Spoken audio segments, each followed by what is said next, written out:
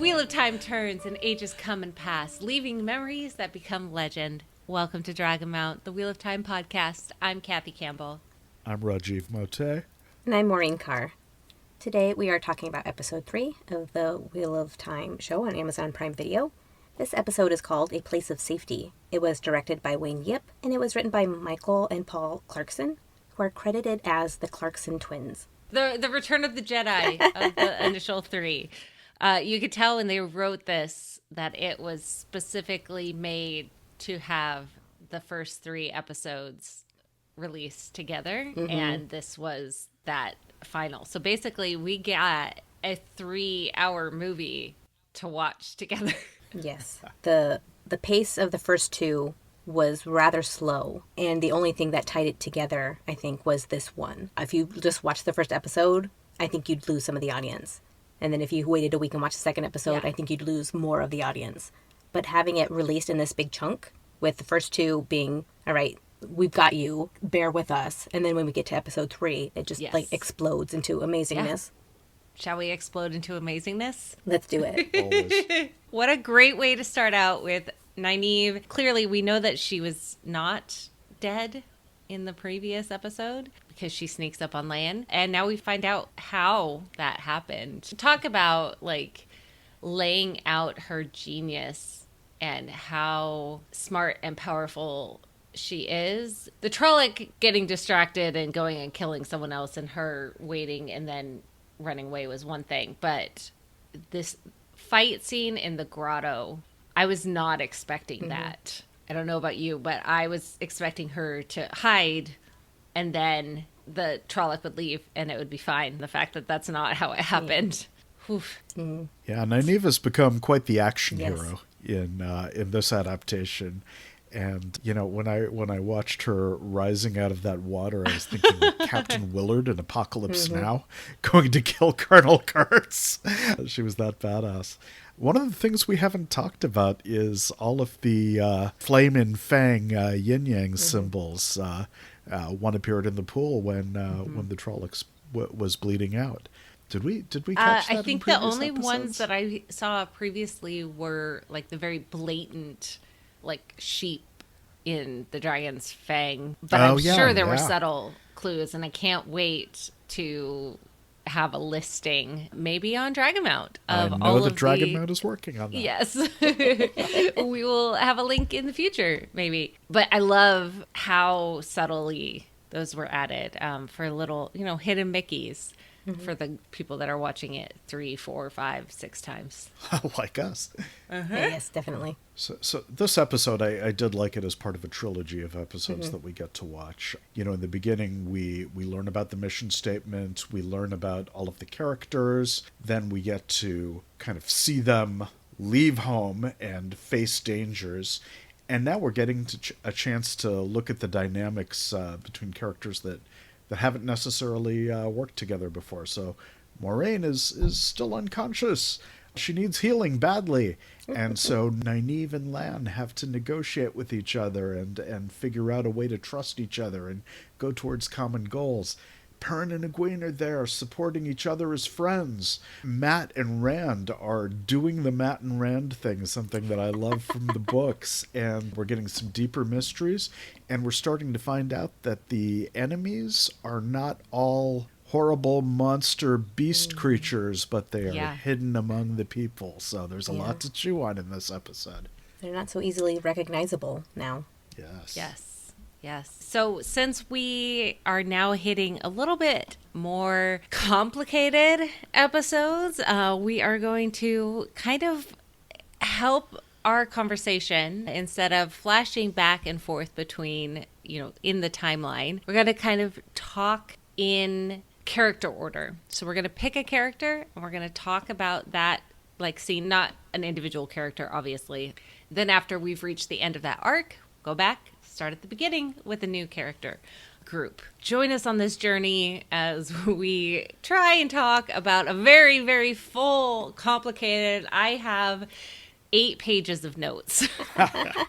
Nice. Of course, we're not going to talk about all of them because you don't need to hear my rendition of every individual thought for every minute of the hour-long event, because we would be here all day. No one wants to hear that. But instead, where should we start? Why don't we start with Greenspring with Matt and Rand? They're coming to this little mining town. They're setting up in a pub. There's a gleeman who is singing, and there's a prisoner, or at least corpse of a prisoner, with a lot of interesting dynamics. And of course, there's this barkeep who is not what she seems. Yeah, we get to learn a little bit more of Rand and Matt together. We've seen a lot of Matt and Perrin, but we hadn't really seen a lot of Rand and Matt. Their interaction is very different than Matt and Perrin's. You can almost feel like Rand is not as close, I think, with Matt. Yeah. Or less willing to put up with his BS. Yeah. And it's so interesting when they made it into the town. We see the dead man in the cage. You see Matt looking at the stone. You can feel that Matt is very much that gambler, that thief. Oh, look at this shiny little rock. I'm going to figure out how to get back there. Rand is very much like, I just need a break. And little do we know that Matt is going to get his things thieved from him. So he's not a very good thief, is what I'm learning.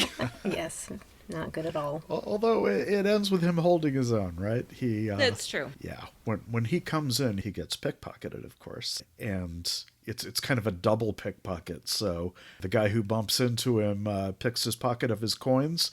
And then our singer, Tom Maryland, pickpockets that thief, then kind of dangles the purse in front of Matt and says, "This is the cost of a lesson." I say, Yes. damn expensive Well, lesson.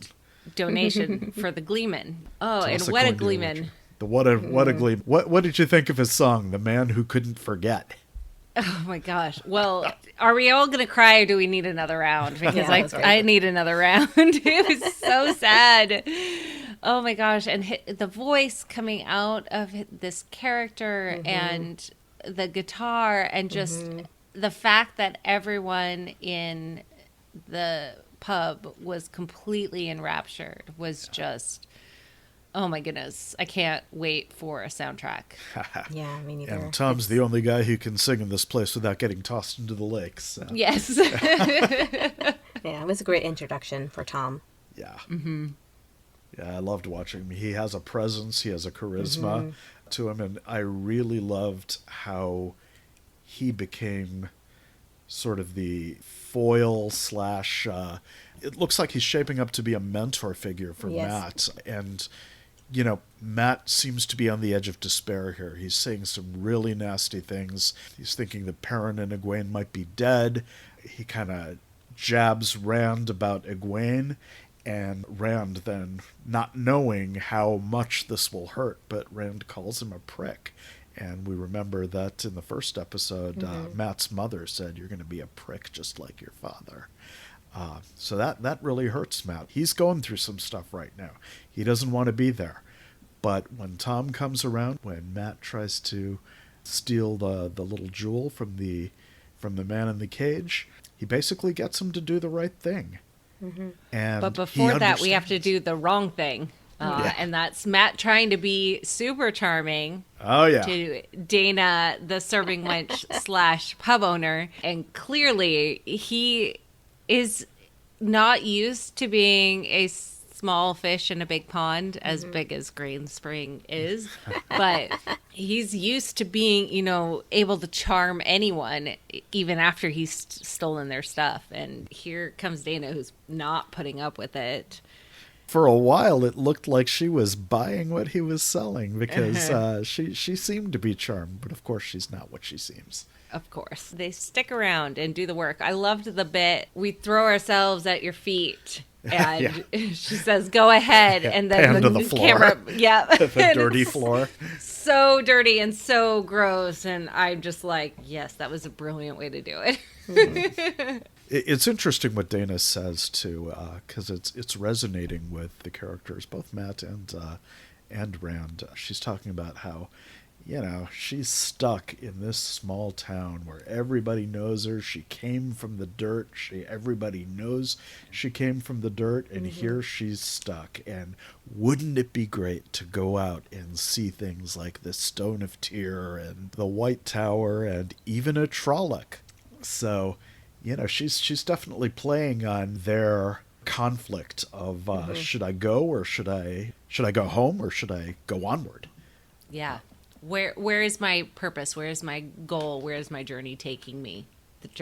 Matt's journey takes him to the Aiel. And after Rand is very dutiful and does his homework almost, I loved the scene of here's your bed. This is where you're going to stay, hanging out here. But Dana is, no one can hear you because, you can do a little slap and tickle. Slap and tickle. I love that. There's a large portion of the fandom that is 100% convinced in the books that Rand and Matt had a little fling during this time anyway. So I think that might have been a throwback to that. Interesting. A little bit of a nod. Interesting. Yeah.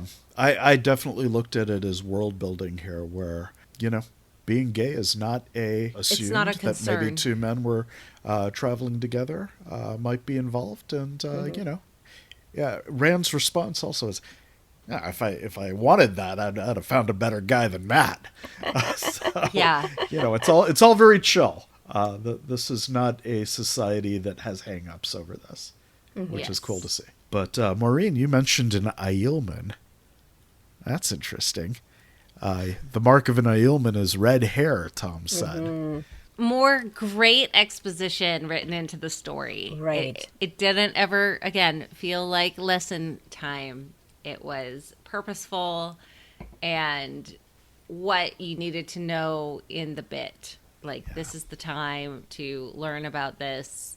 Not any time before, not too late, just the right amount of time. And the change in Matt from the beginning of this scene to the end, where he goes from being, I'm going to steal this stone off a dead guy, to let me have reverence for this dead soul, for this person who is no longer alive, I think was really well done. Yeah, Tom's giving them life lessons. Yes. And Tom says he was murdered by cowards who feared something they didn't understand. And that's just awesome. That Tom is aware of this. And he's like this knight in shining armor that goes in the dead of night and does right. And I love it. And Tom gives Matt a level of understanding that maybe he hasn't seen since Perrin. He says, we all have desperate moments. Tell me when you're finished. And then once he is finished, if you're going to take from a dead man, you got to help bury him. And Matt does all this. Yeah, and it's a great way to show kind of the idea that sometimes you have to do some things that are not the best. They're not good. This idea that black and white for choices, not everyone is 100% good or 100% evil. And yes, do you want to have to steal from the dead? No. However, Matt has no money. He's not doing the chores that he needs to do to get a place to stay or food to eat or anything like that. This is how he's survived in the past, is stealing. And here's an easy thing to steal from a dead person. Yeah. And then Rand even brings it up, too, that he has lived his life always trying to do what's right. And then now he's not even sure what's right. Necessity is causing them to make some hard choices, just like Moraine knows very well. Definitely. Yeah. So should we start talking about Dana and what she really is? That was interesting. That was really interesting. So, Rajiv, you talked about this already, just how she came from dirt. And I think that made her, sympathetic in a way. She's definitely a dark friend. Yeah. But what else is she to do? She's stuck in this town with no escape. When people get desperate, they have to make desperate choices. This goes back to what we were talking about the religion, the cosmology of the wheel. And, frankly, that was something that in the books I never had a great handle on, is why would you choose to align yourself with the dark?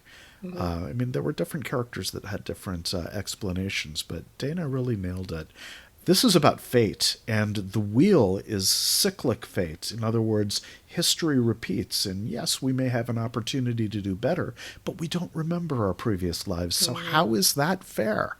So Dana says that the Dark One, and really the dragon with the Dark One, has the opportunity to break the wheel, stop the cycle, and escape from this fate of nothingness, of being left in the dirt. And having to survive or exist with these people that you can't seem to get away from. The decisions that you make are only, entrenching them deeper into the world that they're living in, and that idea of small town living and what you can and can't do is, I can just imagine in her mind, she's like, oh my goodness, these are the people that I was told about, and they're here.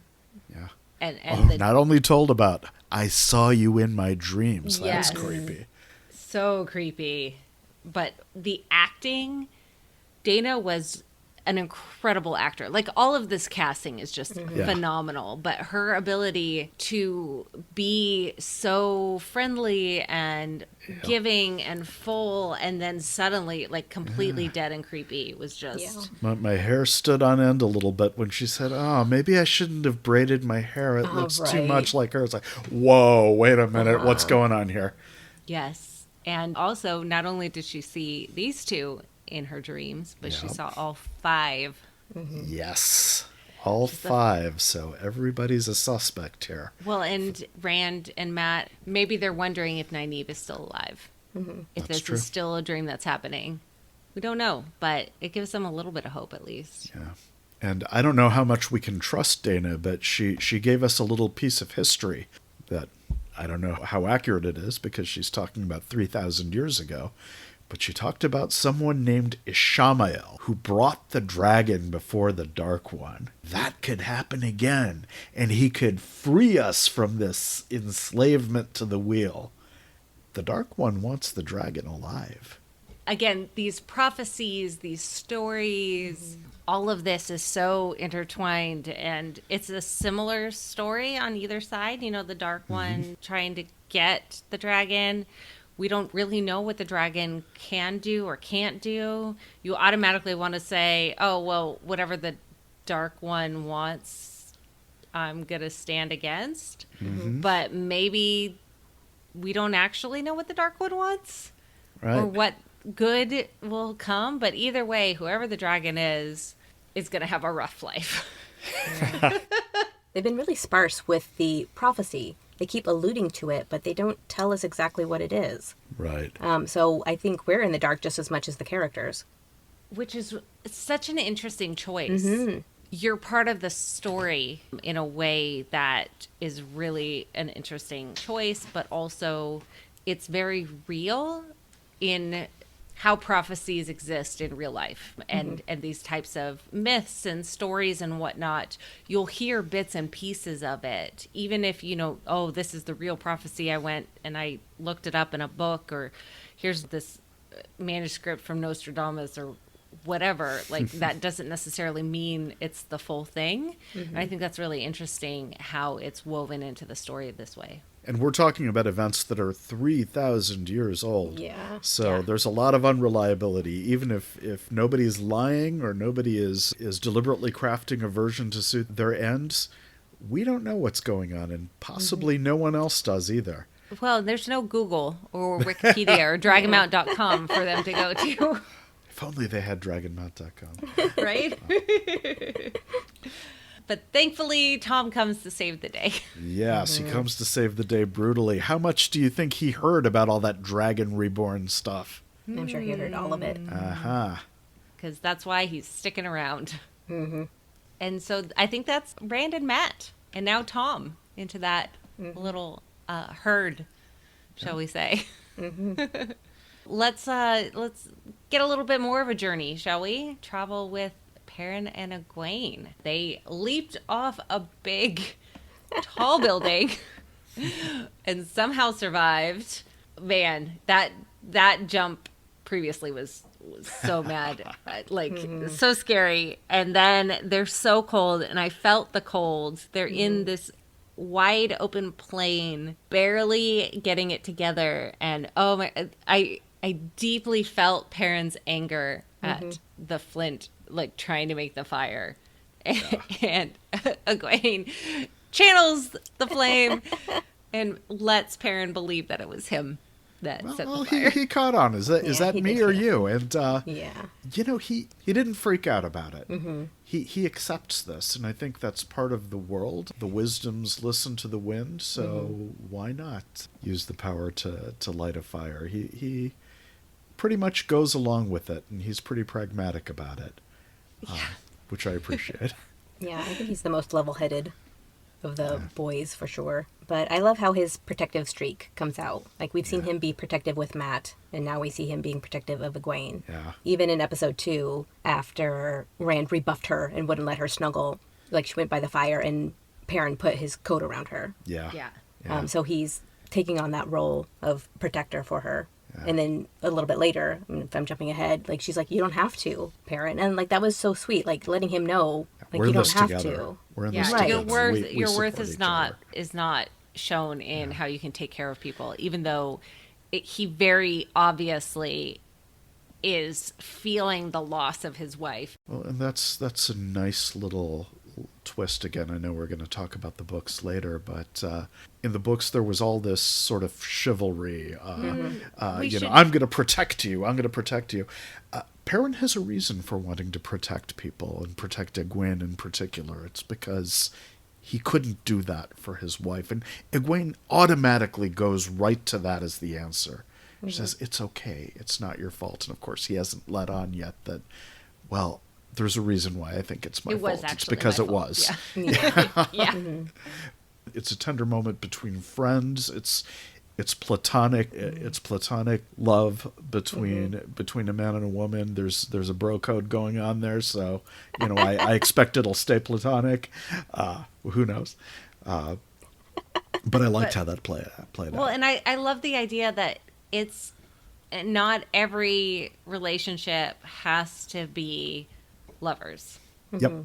And this is very obviously, there's a protectorate, there's like sibling filial love once again, and it's so neat and so good to see how strongly it's provided. Yeah, you love to see it. What you don't love to see, however, is a nightmare. Oh, yeah. Okay, our friend with the ember eyes is back. He's just kind of lurking outside the window there. That was pretty creepy. Yeah. But even creepier is when Perrin goes to the forge. Sees the wolves having a snack. Yes. And then his wife, his dead wife, whose entrails are being eaten, turns to him and speaks. I couldn't catch what she said, but then we wake up, and I think there's still a big question. So yes, the wolves licked his wounds. They seem to have driven them. They chased Perrin and Egwene to wheel tracks, a place of safety, but they're being shown eating his dead wife. What does that mean? It's a level of fear and concern in his memories and tying everything around. Who knows how much any of this is control, like the bats, or Right. just a nightmare. And it could be an uncomfortable bleed between both, right? Yeah. Yeah, and with the bats, after they have that nightmare with the man with the blazing eyes, and then all the bats are around, he has this one of the wolf eating Layla. He wakes up, and then the wolves are almost on them. So I can see that gave Perrin a greater sense of urgency. Like, they just start running so fast, because it's like, oh, well, what if this one has some truth too? And the wolves Yeah. are going to get them. And it gets them to this spooky fog. And a very, very creepy question. Do you know the song? I think it was creepy. I totally was creeped out, even though obviously I know what was coming on, but it felt like Saw. Would you like to play a game? Oh, That's where I felt. Interesting. But then, of course, it passed Yeah. instantly. There's an interesting discomfort when you encounter people who have a ritual and you don't know the ritual. And so it's like, what do I do? Happily, we have Aram to help. Aram would Yes. make a good Matt, wouldn't he? He's got that smirk to him, that little Yes. twinkle in his eyes that betokens some mischief. Generally a good guy, it seems. taking life a little laid back, a little easy. Yeah, he knows the rituals. He knows the importance of the Tuathanan and what they need to do, but he's also aware that other people in the world don't. And so he's going to help, especially a very pretty lady, but he's going to help them along the journey as best he can. Yeah. Yeah, he did great. It was just a good balance of introducing them into the group in a non-threatening way. It's like laughing at their own traditions. Yes. Maureen, as a costumer, how did you react to the costumes of the Tinkers? Were they what you expected? Yeah, Aram's was a little drab at first. So his was just like plain brown. I was like, oh, that's weird. But yeah, I think they were adequately bright and mismatched. I loved the wagons. The wagons looked exactly like... And they had the big mastiffs, too, the big dogs. Yes. Yeah, and I like that the bright clashing colors and materials and patterns felt real. It didn't feel like a costume. It felt like something, who enjoys bright colors would put together. I thought that was just wonderful. So Perrin and Egwene have found, as the title says, a place of safety right now. So let's talk Nynaeve and Lan. Oh, yeah. This is what I was waiting for. Take a deep breath. Get a moment. Go for it. So first of all, I think it's a really interesting character trait in Nynaeve that she doesn't immediately want to help Moraine. Lan is like, she's dying. And Nynaeve says, why should I help her? It's the duty of a wisdom to help anyone who needs it. So I think this is interesting that I'm going to put my duties on hold because there's issues here. And then when she gets the knife on Lan, oh my God, my heart beats so fast during this moment. And he's like, we both know you're not going to do it. And then she freaking did. And I love that because so many times, like, they get that moment and it's always the woman who is, you're not going to do it. And then they always lowered their sword. And, like, she freaking was going to do it. I love her for it. She's a badass and she's tough. She's got her own mind and she's going to do what she's going to do and what's right in her mind. And nothing can stop her. I was grateful, I have to say, because in the beginning with the Trolloc scene, they made her such an action hero type. I was afraid she was going to actually beat Lan in a fight, and no, come on, not yet. Don't do that. Not quite yet. I love their interactions. I love how real their relationship feels. Lan's main priority is Moraine, clearly. Plain and simple, and he will do whatever it takes to get her taken care of, including talking and managing this person who managed to find them. And all she cares about is her townsfolk. He is going to do whatever it takes to get her to safety. I think it shows the canniness that Nynaeve has because, Maureen, like you said, the wisdom's role is to help and heal people, but she knows that she needs leverage here. And the ability to tend to Moraine is the leverage that she has at this point. And so she's going to use it. Plus, there's that chip on her shoulder from the old wisdom, but I think it's more just her demonstrating that she understands the situation, and she's going to use every tool in her pouch. Oh, definitely. And Moraine did dismiss her. Yep. Very first episode, when Lan comes in and introduces himself, and here's Moraine. And then Nynaeve says something like, how can I help you, my lady?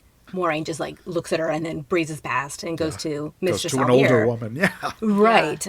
So definitely that chip on the shoulder, and then from the old wisdom, but then also she feels slighted. But I do want to point out that as soon as this interaction between Lan and Moraine starts, that song entitled Mashiara starts to play. Oh, well spotted. Yeah. Oh, nice. Little foreshadowing for this people who scene know just what that means. Amazing. I just cannot say enough how much I loved every single time they were on screen together. The chemistry between them two is just so palatable, and the fighting without actively fighting. I mean, obviously there was blood drawn, I'm sure. And he had her tied up for a little while too. Yeah, for sure. It just feels so real and natural, and their bickering and banter together is just great. You can very easily see both of their goals in this story. And when Nynaeve finally does agree to help, again, their conversation and their interactions with each other is just beautifully done. She's presented as his equal. Yeah. Yes. And I love that. And she keeps him guessing. He wants to know how she tracked him. So, yeah, you can ask. I'm not going to tell you. Yeah. And then she also says, "No, I'm not. It's not a demand. I am making a threat. Mm-hmm. You are going to have to negotiate with me." I love the control that she has, and you can tell Lan has never dealt with somebody like this. Mm-hmm. Yeah, he's very confuzzled. Yeah, he knows how to deal with strong, powerful women. He's been around Aes Sedai for decades, but this is something new. Oh, it's beautiful to see. Yeah, it's compelling to him. He's just so intrigued. Yeah. Like, what is she going to do? I have no idea. Yeah.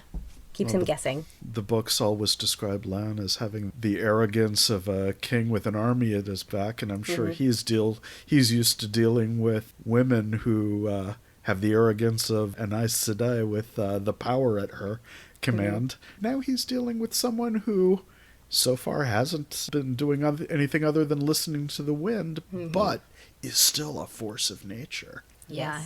In a very real, tangible way that he relates to, that he connects with. Yes. Those are his skills. Yeah. Oh my goodness. And eventually the work that Nynaeve is putting in is helping Moraine a little bit, but not enough. And so Lan runs away, finds help, and they somehow make it to the help before Moraine dies. But oh my goodness. I think that is that's worth noting too, is that what Nynaeve did saved Maureen's life. I mean, yes, they had to go find their next crew there, but had it not been for Nynaeve's intervention, Maureen would have died. 100%. And Lan knows that. And Nynaeve knows it too. Yes, very much so. Absolutely. And then that leads them to the camp where the other Aes Sedai are. We see Logain in the cage. That is the best way to end that episode. Except for the fact that that's the end of the trilogy to listen to. But you can feel like this is not the male channeler that we meet at the beginning of the first episode. Right. This is a powerful man who clearly knows what he's doing. And everyone is a little bit nervous and everyone is a little bit scared. Thank goodness they found someone to heal, but holy cow, is this that scary. Piercing gaze. You have the dragons on the lapels. The man is sitting in a cage, but he's looking like a wolf. He's looking like a predatory animal that's ready to just explode into violence. Or he's looking like a cat who, I don't know if anyone who's met a cat who has decided to let you pet them. They're going to waltz in and be like, oh, I'm choosing to sit here. And yes, you can pet me. But like that Logain is sitting there like he wanted to be captured. He wanted to be caged. This is exactly where he wants to be right now. And that was so wonderfully presented, and you can tell that this is a character to pay attention to. Oh yes, definitely. I mean, that contrast with the unnamed channeler who was running away in a panic, and then this guy is palpable, and he is naming himself the Dragon Reborn. He's claiming that title. So now we're going to see what that means. Yeah. That'll be interesting. And I thought it was also very interesting that Liandrin says, we captured a man calling himself the Dragon Reborn. Yeah. Not we captured the Dragon Reborn, not anything else, but this man has proclaimed himself in a way that obviously the other one hadn't, and was captured in such a way as opposed to the other unnamed channeler that we haven't seen. We don't know what happened, guessing nothing other than death. He was screaming, so who knows? Yeah. But that's really interesting. I was wondering when we saw in that first episode Moraine reacting to what Liandrin did, and I was wondering if Moraine was part of Liandrin's party there, or whether they were kind of watching surreptitiously. And that really raises the question, if the dragon is reborn, and if they are finding potential dragons, how do they know that they are dealing with the real one or a false one? Yeah. Does Leandrin care? Oh, I don't think Leandrin cares, no way. No. But Maureen was really certain Yep. that first unnamed channeler was not him. So Yeah. there must be something she's looking for, Must other be signs that she hasn't let on. Right. Yeah, and age is obviously an important one. Yeah, Although Lan did say that that unnamed guy was the right he age. was the right age. Yeah. Yeah. Yeah, I think that will get into the politics among the Aes Sedai for later. Yeah, we'll have to see how that plays out. It's an exciting place for this episode to end. And torturous. So torturous, but oh my goodness. Just once the snowball is rolling so fast down the hill, and it is getting bigger and bigger and bigger, and the wheel is turning. Let's head over into the reading nook, shall we say, for the book readers. But before that, we're going to remind you to visit Dragonmount.com, check out all the articles. We've got videos, we've got everything you could need to read or hear. Find out more information about the community there, how you can support our show you can go to patreon.com/Dragonmount. Hang out with us on all of our social medias. We would love to hear from you and what you think about these first 3 episodes. And let's open the book, shall we?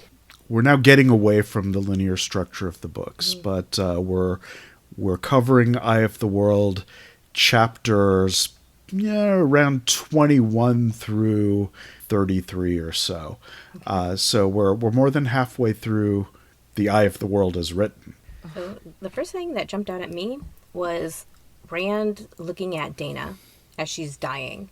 I wonder if that's going to lead him to have a women dying issue in the show as well. Yeah. Like that's such a defining character trait in the books. And so I wonder if that's developing here. I love the idea of it being purposeful as opposed to just a random quirk that, he can't kill women.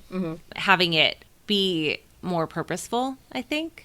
Well, it started in the books when he killed Darkfriend Noblewoman. Yeah. Right? He beheaded her and all her party. And then it was after that he was like, oh my gosh, I killed a woman. So it seems there's a parallel here with Dana. I mean, he didn't kill her, but Dana also being a Darkfriend and him being very upset by her death. Obviously, we're not in Camelin. It's not Rand who's seeing Logain captured. That was the biggest difference, but it is so much more important right now for developing the Aes Sedai as characters. That was always my saddest thing when I thought of the recreation of, the books into any sort of media, visual media was, oh my gosh, but the only Aes Sedai you see are Moraine and Elena in the first book. That's so sad. The Aes Sedai are the best, and I want more of them, and we get more of them. Yes. We get more of them, yeah. Of course, so far we've only seen Leandrin, who isn't a great example. No, but we saw the yellow Aes Sedai too, obviously dying and whatnot. But we're getting a little bit of the characterizations. We're getting a little bit more than just Moraine for the whole book, except for a little dash of Elena. And like a sprig of random yellow Aes Sedai number 7. But we did see, the other Aes Sedai around Leandrin. They didn't speak, but they were channeling and in control. And There's 2 greens in the cage with Logain. Yep. And then one of the greens on the edge. So the mining town of Greenspring seems to be a replacement for 4 Kings. Yes. And Dana is basically Samwell Hake and Howell Goad wrapped up together. Although she gives you a lot more revelations than we had before. I have to say, though, when Dana first started talking about how she shouldn't have braided her hair, like she knew about all of this stuff, I thought, oh my God, are they bringing in Lanfear already? But no. Okay, thank goodness. No, this is way better. Yeah. The other thing I thought was I had to look at the credits. It is Dana, Dana, not Dina, who was Tom's lover yes. slash apprentice in the second book, who died. We didn't talk about Rand breaking down the door, did we? No. I think we were too afraid to touch on it Yeah. in the non-spoiler part. Right. Fair enough, fair enough. I mean, back in Four Kings, a mysterious bolt of lightning broke through the window bars in the cellar where they were keeping Rand and Matt. Here, we don't see any flows or anything, but Rand is shaking the stone walls as he pounds on the door and breaks that reinforced thing down. Well, and Dana is obviously extremely sure of this room and the safety against a full-grown man. Something had to be related to that. Definitely. But then why wouldn't we have seen the flows? They've been very good about showing the flows. They have been. I've been kind of trying to watch to see if there's a point of view thing going on, and there seems to be. I don't think the ferryman saw the flows as Moraine sank his ferry. Yeah, you saw it. You saw it in the water, like feeding in and out of the water. Right, but we didn't. But he didn't note it, I guess, and he was still swimming towards it. Yeah. And there were a few other places where we don't see the channeling. I think there is a perspective thing that goes on here. Yeah, and an awareness. And I think something that's really interesting that's different from the books, and it's a little bit of foreshadowing and talking about things that happen in the future, but we know that Nynaeve can channel, and we know that Egwene can channel. I find it very interesting in this that Nynaeve found Lan, but Moraine doesn't feel if someone can channel necessarily. Right. Although I did wonder if that was how Nynaeve could manage to track Lan. She was really sensing Moraine's ability to channel. Maybe. I don't know. I don't know. That's a good question. Shall we talk about Ishamael a little bit? Oh, yes. Yes. Now I think I understand why they didn't film the prologue. Because we get some definitive answers from the very beginning in the prologue about what happened with the original dragon. In here, there's a suggestion that things played out differently, that the dragon was turned by the shadow. In this turning of the wheel, it could happen again. What do we think? Do we trust that? To some extent, yeah. We've established that this is a new turning, but we don't know how many turnings after the books. So the turning before this, where the dragon was turned, might not have been the Rand we know from the books. It might have been somebody else. I think that that's open to interpretation. I think we can not assume the books were the previous 7 ages. Right. I think it's also in storytelling and things, bits get adjusted. One could use that idea of the prologue, the fact that Lews Therin, kills his entire family. That story could be translated as he turned to the dark side. Right. So the dark side's taking credit for his madness. Right. Yeah. Especially because when that story was happening, the male Aes Sedai had just freshly become mad. So it would be easy to explain it as a choice, not a madness. And that you just reminded me, Kathy, if all bets are off on the identity of the Dragon Reborn here, who do we know in the show who went mad and killed his family? That's a Paranibara thing right now. Yeah. That's a good point. It's a tangled web. It's a great way to tell this story because, I'm fairly certain Rand's probably going to be the dragon because that would be a change that I don't see them making. But maybe we don't know. It could happen. It could happen. It could be anything. They're laying out this journey so well. Which I'm sure it's making fans mad, but you know what? That's okay because That's okay. like we said, this is a new journey. This is a new turning. Yeah. Deal with it. Yeah, I'm And- enjoying everything so far. I am too. And, really when you look at the end of the series, not going to get into it too much, but the dragon says straight out, it wasn't about me, it was about all of us. The only way to defeat the Dark One is for all of us to be playing these roles. The dragon has many heads here. To defeat evil, people need to come together. They can't keep splitting apart. Well, and there's a reason that they're all Taveran. Yes. Yes. The weaving is strong and powerful and needed. With that, this episode may be ending, but our story is not. Make sure you stay tuned for the next episode of Dragonmount, the Wheel of Time podcast. I'm Kathy. I'm Rajiv. And I'm Maureen.